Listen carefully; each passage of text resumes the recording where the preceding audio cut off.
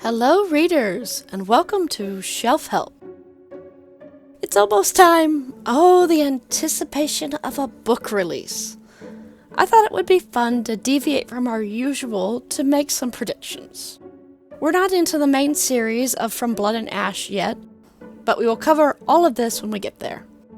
For now, here are some predictions for the Primal of Blood and Bone. I already have a video covering the prophecy, so let's keep it simple here. Syrah is the first daughter, Poppy is the second daughter, and Millie is the failsafe in case this all goes wrong. These are the timestamps for... Hey, this is me. I bet you're wondering how I got into this situation. Originally, this video was scheduled to come out mid-May, preceding the June 10th release of Primal of Blood and Bone. On April 30th, Mrs. Armentrout announced the book would both be delayed and split due to length. Which, disappointed, but not really surprised. If you've been following my Upon Reread series, you know that these books have got a lot going on. Primal was intended to bring the prequel Flesh and Fire storyline together with the From Blood and Ash storyline, as well as tie in the Fall of Ruin and Wrath. With all their revelations and character interactions, and a final climactic battle for the fate of the world. It was never going to be a short book, but she was either going to have to split it, or Brandon Sanderson was going to have to tell her to bring it down a notch. So this video will refer to Primal of Blood and Bone as a single book, even though it's now two. Let me just fix those timestamps. And back to the video. Each of the predictions, in case you want to skip to or over any of them. I have tried to group them by related topics, but there will be some bleed over. I'm going to start with a few small ones. I can't prove these, just gut instinct from reading a lot of fantasy in my life. Tawny will ascend to Primal and will take Bess's court. We have a free-floating court no one wants, and a sassy best friend who isn't dead yet. There is something special about Delano. He's the only white wolf besides Niktos. Malik and Isabeth's son is alive. Syrah has been adamant against baby murder. I just can't see her doing nothing while her first grandchild is killed. Castile is going to punch Niktos in the face, or at least try. Now for the big swings. Love is not a weakness, not even for primals. We have been told throughout Flesh and Fire that if a primal falls in love, they can be killed. And that is how Sotoria will have to end Kalas. But 3 things. 1. When has love ever been shown to be a weakness? It was love that raised the true primal of life. It was love that raised Poppy from mortal to primal. Atez fought death for his children. Kieran suffered for 50 years to keep Castile alive. It is love that lets the joining work. Even Isabeth loved her daughters enough to save Poppy from sacrifice, stabbing her former heartmate instead. And Malik survived, so she didn't go for anything vital. Second, Kalas does not love Sotoria. He never did. He was obsessed with her, with the extra special magic in her blood. That's not love. If he doesn't love her, she can't be a weakness. Finally, Kalas is the true primal of death. Until those embers are removed, a new true primal of death arises, or the rules of the world are rewritten, he can't be killed. So love isn't a factor anyway. So where did the idea come from? Probably the ancients. They saw love as a weakness, the cause of the end. Granted, they did not understand emotions at all, and probably couldn't tell the difference between love and obsession. But not all of them. There is one who is in love. One who has been nudging everyone along. Holland has loved Penelope for millennia. He even risked his immortal soul to get her to safety after her ascension to Primal. The Fates can't see the fate of a risen Primal. He had no way of knowing the consequences until it was too late. But he did it anyway. Niktos risks losing the life embers to save Syrah. Castile risks becoming an outcast and restarting a war to save Poppy. In all cases, love is demonstrated with risk and sacrifice. What did Kalos ever risk for Sotoria? There's that old saying about love. Being loved deeply gives you strength. Loving someone deeply gives you courage. And speaking of Poppy's ascension, Poppy isn't just a primal. She's a new ancient. Holland tells Syrah and Niktos that the ancients split the powers of life and death when they created the primals, because they should not be one and the same. Could not be the same. Which means the ancients did have a single power of life and death. Niktos goes on to say that such a being would be able to unmake and remake the realms in a single breath. Ethos had to work to create mortals, even needed Nektus's help. As far as I can tell, we're his only from-scratch creations. Everything else was a modification on something that already existed. Remaking the realms is several levels in badass up from a primal. So what about her boys? Kieran will become a primal of life, and Castile will become a primal of death. Not the true primals of life and death, but the primal of blood and the primal of bone, respectively.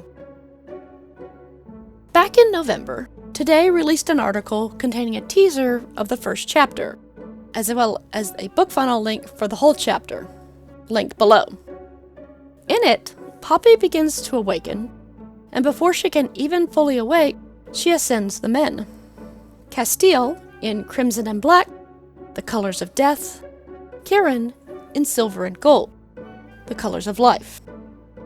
First, I am amused that Syrah and Poppy both got a nice nap as they ascended, talking to them and worrying about them. Castile and Kieran, sorry boys, no time for that. Second, this did not come out of nowhere. We'll go over the foreshadowing in detail upon reread, but let's summarize it here. The first clue is that Castile and Kieran are brothers. They are found family, not twins like Ethos and Kalos, but the blood of the covenant is often thicker than the water of the womb. They may have been bonded as children, but somewhere along the way, they chose to be brothers, and then more than brothers.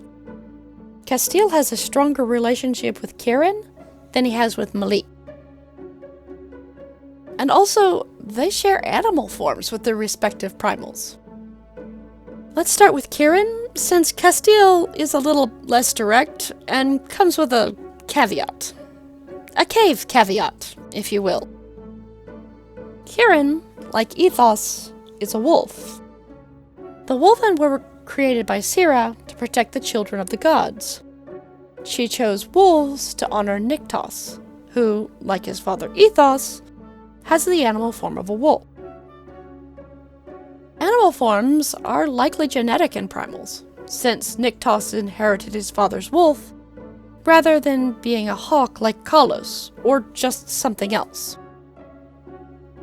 The true primal of life created a race that reflected the previous true primal of life, and heralds the future primal of blood. Turtles all the way down. Or, I guess wolves. Kieran also has foresight. There are several places in the series where he just knows things, and Castile comments he must have a seer in his family. We do have a seer in this series, Miss Willow, the author of Visions of Flesh and Blood, as well as the in-story diary. But she doesn't just know things, she has, well, visions of events. But Sierra, once she ascends to true primal of life, can just know things. Nectis even tells her how Ethos could think on a topic or object and eventually get the answer. Karen's ability certainly isn't that strong yet, but it is much more like Sierra's foresight than Willa's visions. Castile is a bit more complicated. I'm good at killing Castile Hawkthrone Denier, is the descendant of Atez, the former primal of War and Accord. And most likely Layla, the new primal of Peace and Vengeance. But Atez is the important one for this point. Atez and Kalos share, as far as we know, something no other unrelated primals share: an animal form. They're both hawks. Though, I guess war and death aren't completely unrelated, but I digress. Castile, like Atez, will be a hawk. But, I hear you say, Castile turned into a cave cat at the end of Soul of Ash and Blood, and it was f***ing awesome. To which I reply, it was f***ing awesome. Best moment of the book, top marks, no notes. But it was Poppy who turned him. However, that is part of a different prediction, so we'll put a pin in that for the moment. Like Karen's foresight, Castile's heritage isn't the only foreshadowing about his destiny. Castile has always had, shall we say, a casual disregard for life. One of his first acts as Castile, instead of his Hawk Flynn alter ego, is to line a hallway with the crucified bodies of his own people. And putting people on the wall is his go-to method of dealing with disobedience. Which is a choice. In Crown of Gilded Bones, he openly admits to brutalizing and killing palace guards for information about Poppy's kidnapping. These are people who probably watched over him since childhood, and their fear of Poppy is complex and not unfounded. And there's probably something wrong with me that I would love to have this as a novella.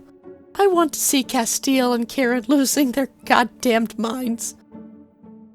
Anyway, if you are destined to be a primal of death and torturing people for eternity in the abyss, a general lack of compassion is probably a plus.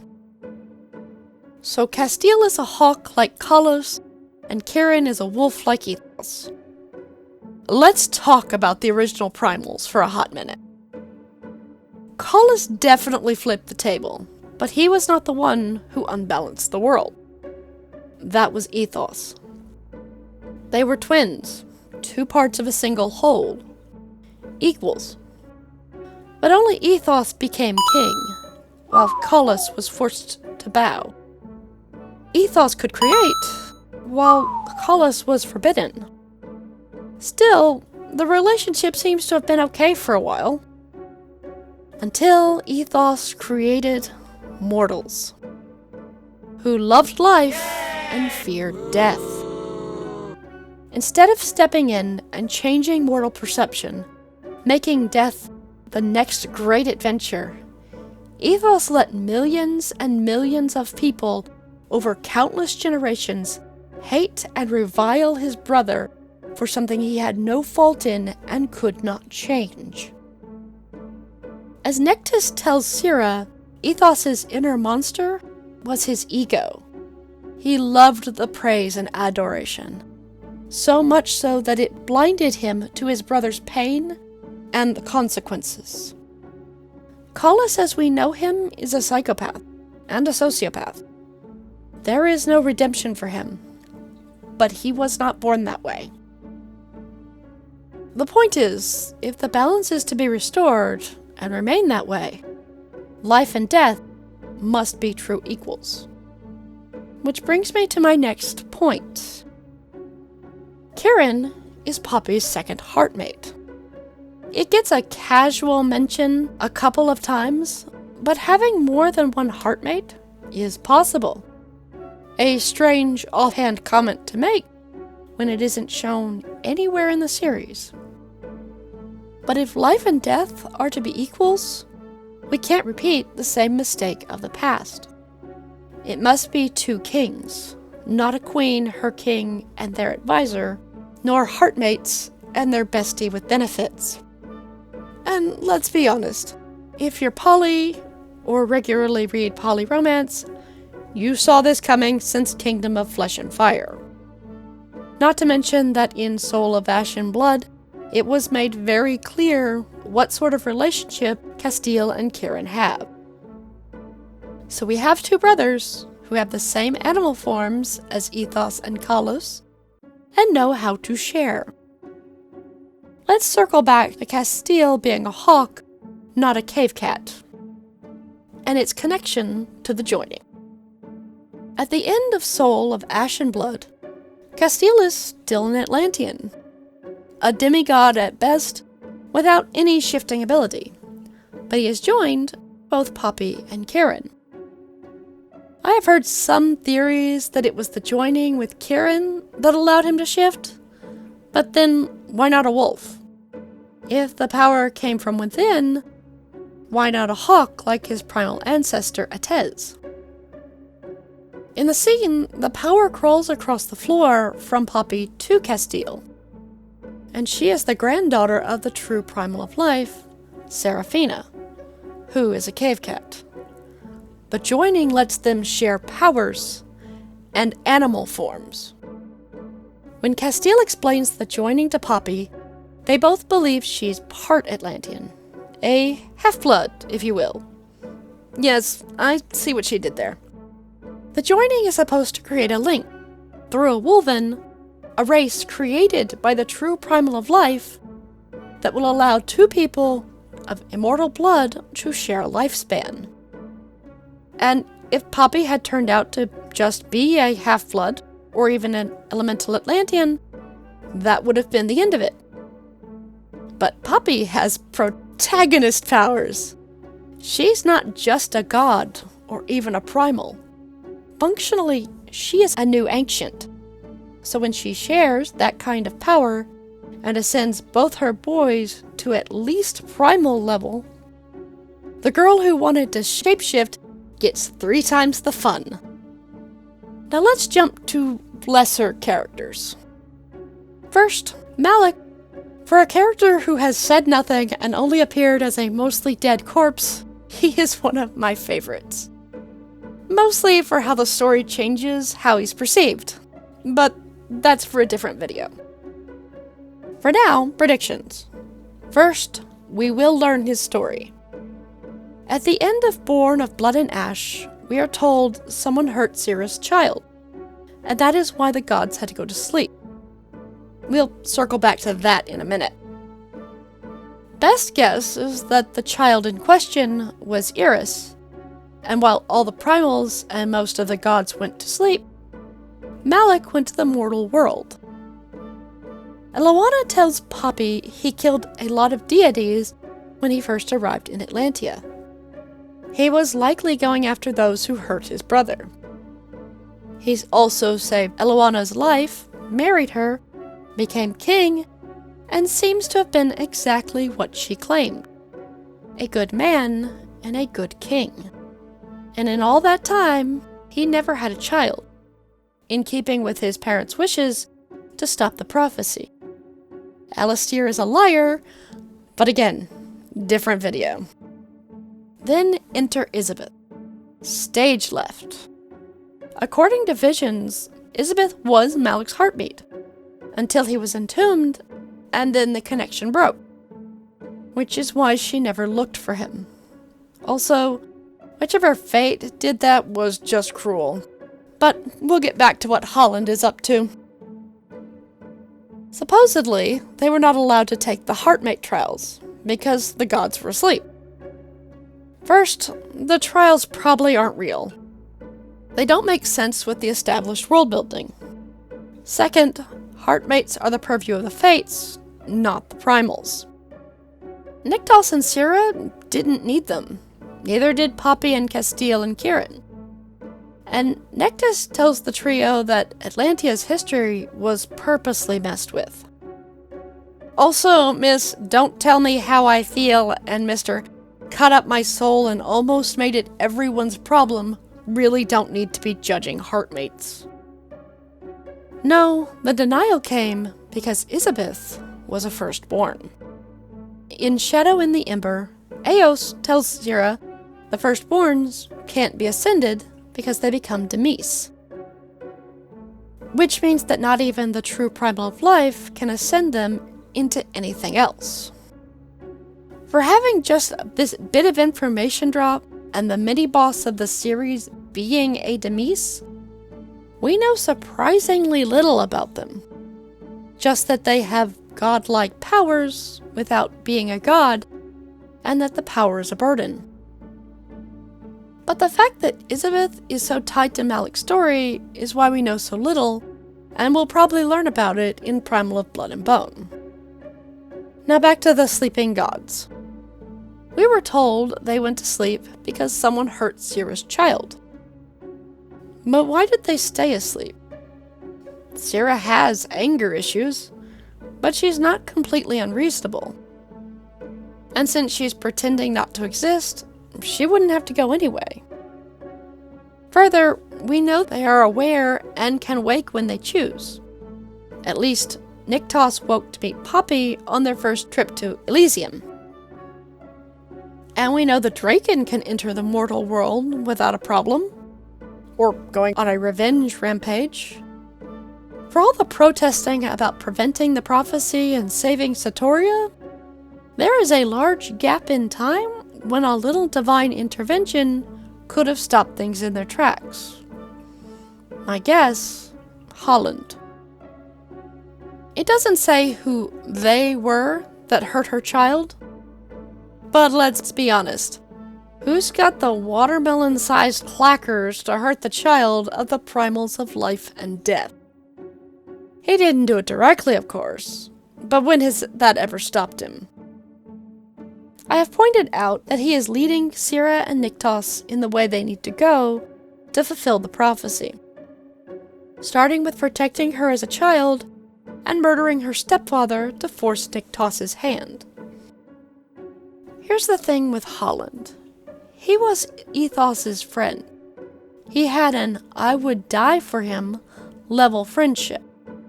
And that's not hyperbole.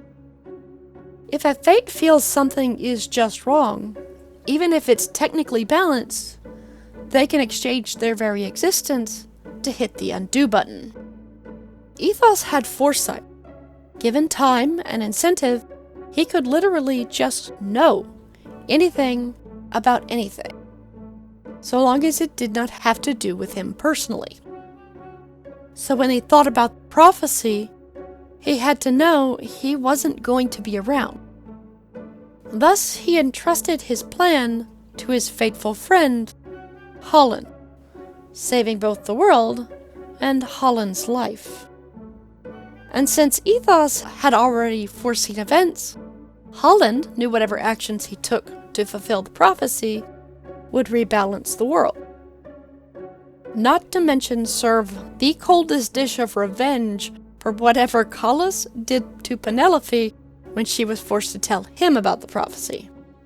When Zira and Niktos decided they would just never allow the prophecy to be fulfilled, protect Satoria, Holland took action to force the issue, just like he did with Tavius.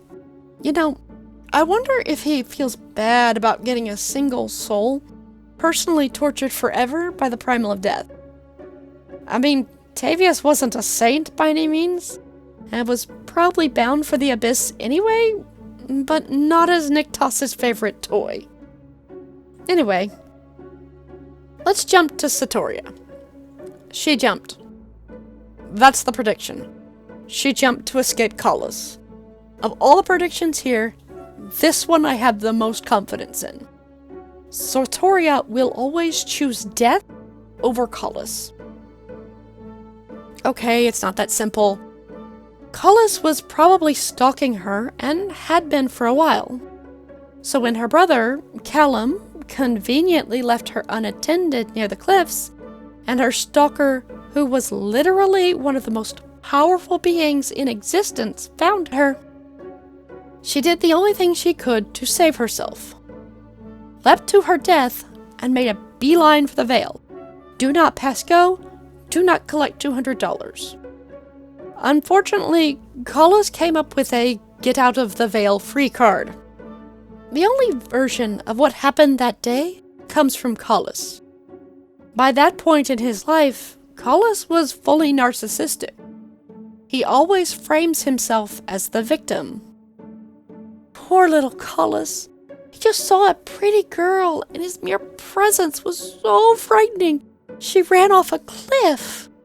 A tragic and a completely unforeseeable accident. Please ignore that he can shadow step and fly, or use ether to give her a safe landing. It was very tragic for him. How frightened would Satoria have to be to run off a cliff? Like Sierra said, it's not like the cliff was a surprise. She knew it was there. Of course, her brother slit his own throat when Collis told the family about the accident. So perhaps they are in fact the most traumatic family in the history of ever. Which brings me to Callum. He is the great conspirator and the harbinger. Callum was supposed to be watching Satoria the day she chose death over death, but was conveniently missing. He was so remorseful about her untimely fate, he made a martyr of himself. Collis raised him as his first and only fully functioning revenant, a harbinger of things to come. The great conspirator birthed from the flesh and fire of the Primals will awaken as the harbinger and the bringer of death and destruction to the lands gifted by the gods.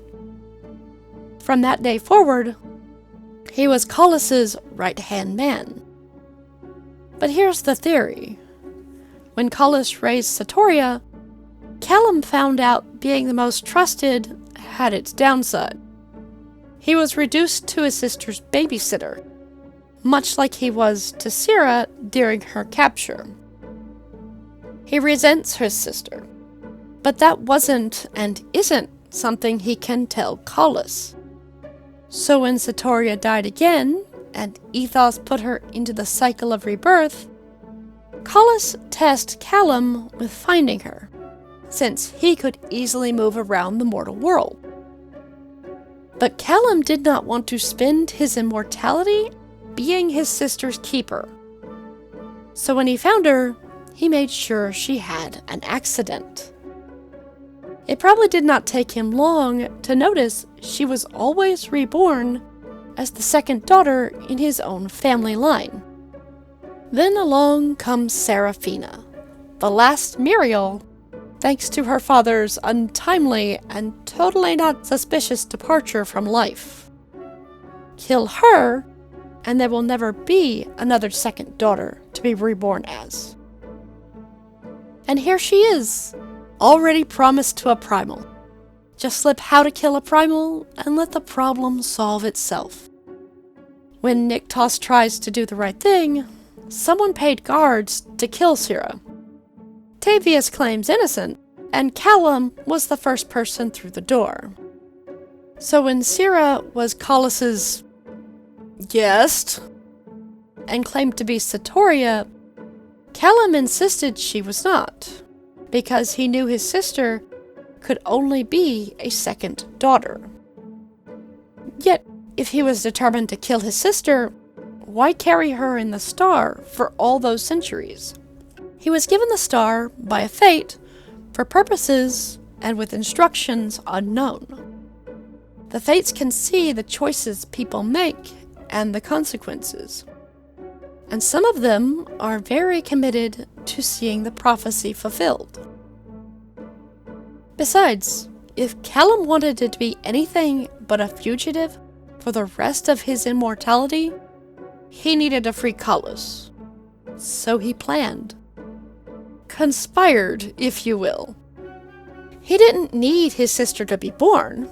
In fact, having her in the star would definitely put him back in Collis's good graces. But Millie's ascension failed. And along comes Poppy. Callum never told Elizabeth what or who Poppy really was, and moved right along with his plans to have her sacrificed to raise Collis. After all, he could always lay the blame at Elizabeth's feet once her usefulness was spent. She would actually do the killing, after all. His hands would be clean, just like always. Those are my predictions for Primal of Blood and Bone. What are yours? Thank you for your time. Let me know how I can improve your shelf.